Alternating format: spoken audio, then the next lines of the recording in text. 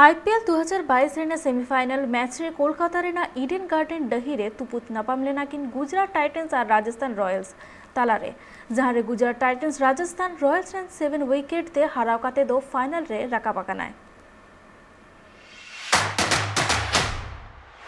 IPL 2022 Raina semifinal match तेकना होला जहां दो कोलकाता रे ईडन गार्डन रे तुपुत नापाम लेना किन गुजरात टाइटन्स और राजस्थान रॉयल्स होलाना नोआ मैच रे गुजरात टाइटन्स राजस्थान रॉयल हराव कते नित फाइनल रे रकाव कना।